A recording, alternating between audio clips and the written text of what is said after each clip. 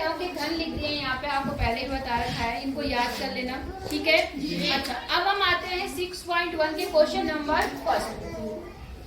इसने बोला है कि आपको बताना है कि निम्नलिखित में से कौन सी संख्या पूर्ण घन है, कौन सी नहीं है। सवाल बहुत आसान है, आपको क्या काम करना है, इन संख्याओं को अभाज्य गुणन के रूप में लिखना है।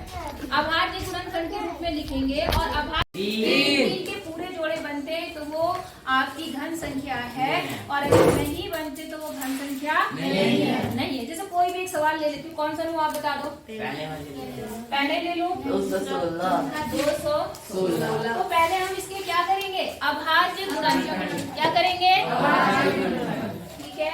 अभाज्य गुणनखंड आपको पता है, मैंने कहा आखिरी में क्या है, 6 है, तो 2 से कट जाएगा, 2 से काट दिया हमने, 2 ही का नाम 2 और 2 8 16। सही करा मैंने जी?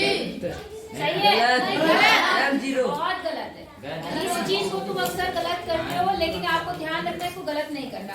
जब आपका एक नंबर पूरी तरह से चला गया, अब आपको केवल एक ही नंबर लेने की परमिशन है, और आपने सीधे कितने नंबर ले लिए, 2 ले लिए ना। तो 2 लेने से पहले यहाँ पर इसको रिश्वत देनी पड़ेगी 0 की। समझ गए? नहीं समझे? तो ठीक है, यहाँ पर 108 आ गया, समझे? आप 0 जरूर लगाना, भूलना मत।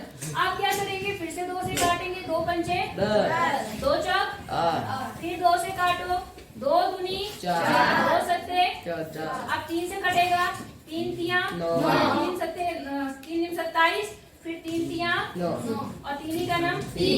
आप क्या देख रहे हैं, आपने देखा कि 216 का जो घनमूल है वो क्या आ रहा है, यहाँ पे देखो 2 गुणा 2 गुणा 2 गुणा 3 गुणा 3 गुणा 3।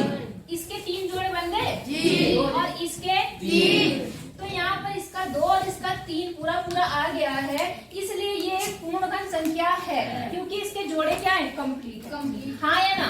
अगर गलती से मान लो कि इसमें 2 नहीं होता तो इसका जोड़ा कंप्लीट है नहीं। घन के लिए कितने जोड़े होने चाहिए, क्या 3 बन रहे थे नहीं। तो हम सीधे बोल देंगे ये एक पूर्ण घन संख्या नहीं है। अभी हम क्या लिखेंगे, यह एक पूर्ण घन संख्या